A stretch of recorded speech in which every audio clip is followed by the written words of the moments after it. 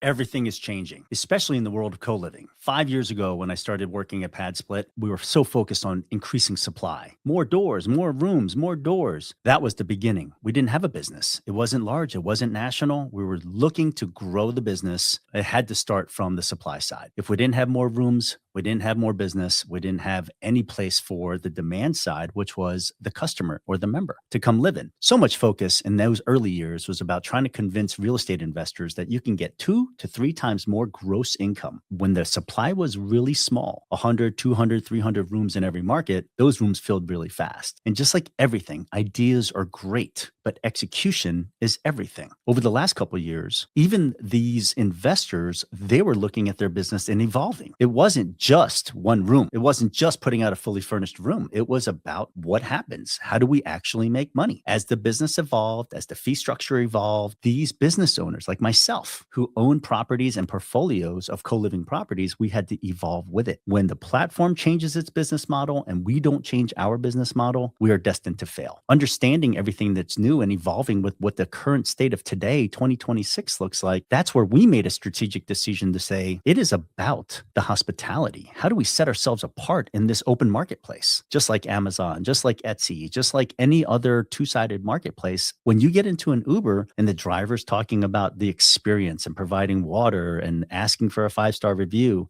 he understands that it's about the member experience and the customer experience. I can't tell you how many Uber drivers have given me their personal card that said, if you enjoyed this ride and you want to ride to the airport, just call me directly. Unfortunately, a lot of people come into our world and they think that co-living on a platform is the platform running their business. That's not the case. That's why we created an educational company called CoLivingiQ. We teach investors how to own and operate their own business, how to become entrepreneurs. I'm not sure if you're seeing what's going on with AI, but the students that are coming to me, they're high-earning W-2 employees that were highly successful. They're looking at their 10-year trajectory saying, ooh, this may not actually work out smoothly all the way to retirement. So they're trying to figure out, how do I create different income streams? In real estate, it's actually a really simple way to get into it. It's complicated as a business, but what isn't in the very beginning? But it's repeatable. It has systems. It has rules. And those people that were high-earning W-2 employees and successful, they're finding that they can learn their own path and develop into real estate investors. The other students that we work with, they have existing properties on the platform, and they're trying to figure out, well, how do I optimize for revenue? I thought that this was a semi-passive thing where I just hired a third-party property manager and I'm hands off. And the reality speaks is that you are involved. Whether you own the property and you have a property manager, you better have some direction and have some intention of what that member experience looks like. You're competing with hosts like me. I am customer obsessed. I know that selecting the right customer, giving them a better experience than what they can get out there in the marketplace, that's the reason why they stay. In our model, that's how you make money. Those are the things that we're focusing on, is increasing a better customer experience so that it is community focused and hospitality led. Because in the business model that we're in, the math is really simple on a spreadsheet. If I rent for 6 or 7 people in a room, it's way more profitable just renting to one person. That's the math. But in reality, you go from ideas are great and execution is everything. How are you executing and delivering a curated member experience that actually leads the customers who are having a wonderful time, enjoying their experience? And I'm transitioning from price of the room to the value of this room gives my life. That's what we're focused on. This is when you start thinking about, as the business owner of a portfolio, am I just executing tactics, or am I leading with a strategy and then building tactics underneath that to deliver that strategy? That's where CoLivingiQ comes in. My name is Quentin Wendt. I started a company called CoLivingiQ. I took my 5 years of working at PadSplit, the nation's largest co-living platform. This is it. This is the 800-pound gorilla in the room. If you want to play in the co-living world, this is probably where you're going to start. As a startup, everybody has some zits and warts and things that you don't like, but this is it. This is the biggest marketplace out there. If you don't understand what the value of it is, think about it in terms of value and time. During my 5 years of working at PadSplit, I've worked with over 800 different hosts. Everybody runs their business a little bit differently.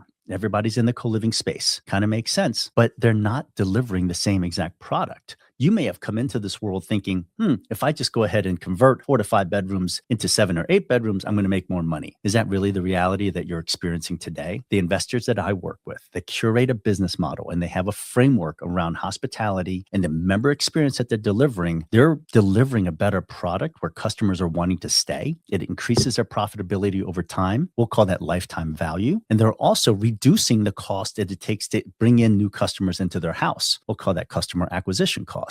In the pad split world, they call that the booking fee. So if you can reduce 7 bedroom house, 2 people that come in as a referral without a booking fee, then you are solving several different things. One, I don't have to pay that upfront fee. And two, I reduce the friction of the members that are actually in the house. Less friction, more peace, longer tenure. That's the place where people want to come home to and call home for a long period of time. How do you transition from, I just need a room, to I really value this experience of living with other people in this community and it's supportive and I want to call this home and I feel like this is home and I'm so proud of it that I'm okay bringing my family over to show it to you. I'm okay bringing friends over to show it to you. And then I get referrals because people don't realize, my God, I was paying $1,500 to $1,800 before, and now I'm paying $1,900. Where else are you going to get a $500 to $600 a month raise after taxes? Spread that over a year. That's over $5,000 to $6,000. You show me the last time somebody gave you a $5,000 to $6,000 raise for no apparent reason, except you're the renter who decided to rent smarter. That's the customers that we're going after. Again, this is a dynamic marketplace. You can go up and down the economic scale of who you want to go after. That's the ICP or ideal customer profile that we go after. We find that to be lower risk, and those are the customers that understand there's something to lose and there's some value to stay. That's what we focus on in CoLivingIQ, is how do we create this framework and systems that we implement that drive tenure and a better customer experience. This is when it comes down to, are you a real estate investor or are you an owner of properties that have rooms and you rent by the room? Two very different statements. If you want to be an investor, there's skills you need to learn. How do I acquire properties, underwrite them correctly? How do I do the math correctly? Co-living works. Our math is better than your math, but it doesn't really matter if you can't run a business where you're collecting revenue and it's actually achieving the financial goals that you want. I've seen so many Facebook posts where people are like, I have 6 out of 10 rooms filled. This is the platform's fault. No, it's not. You're the operator. This is your business. Get a control of your business. What systems are you running? If something's not working,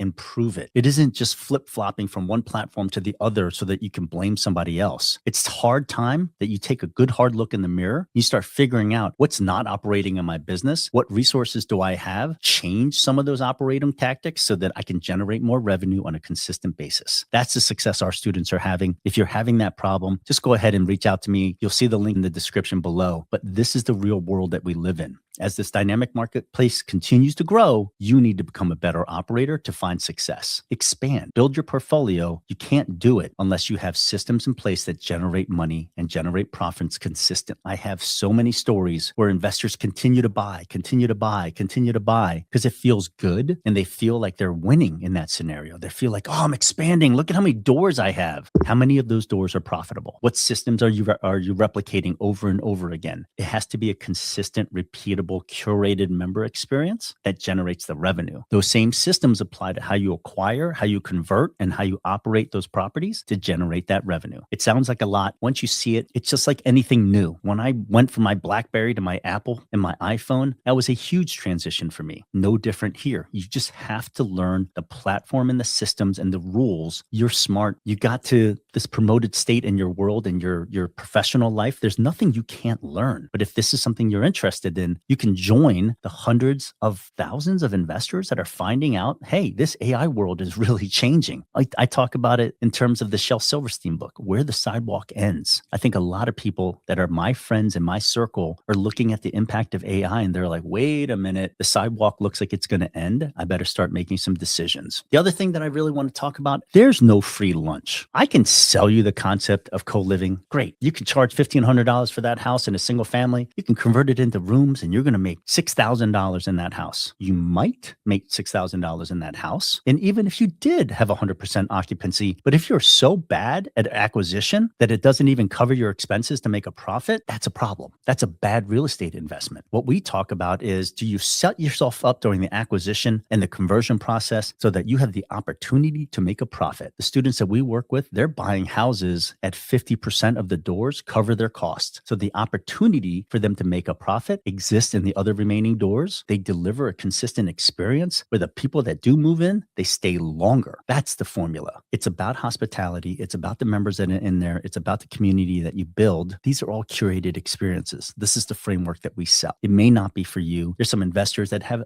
a ton of success just renting rooms and they drive by price, but they have the advantage of they may have purchased these houses in 2008, 2017. They don't own any mortgage on any of these things, so they can keep reducing price and just play the pricing war. I cannot. Typically, you cannot, because we're acquiring properties today that have to deliver enough revenue to cover my liabilities. That's the business that we're running. Are you aware of what business are you running? And are you actively putting your hands into your business and making it successful? The game is changing. Be aware of what it is. If you were comfortable in here for 3, 4, 5 years, there are investors like myself coming in that are changing the game right in front of your face. Nothing stays the same. Are you evolving as an operator and a co-living investor? This is the time to go analyze your own existing business and look at the business systems that you have. Are you delivering the success that you were expecting? Does your P&L match your underwriting? If not, it's time to get under the hood and start making some changes.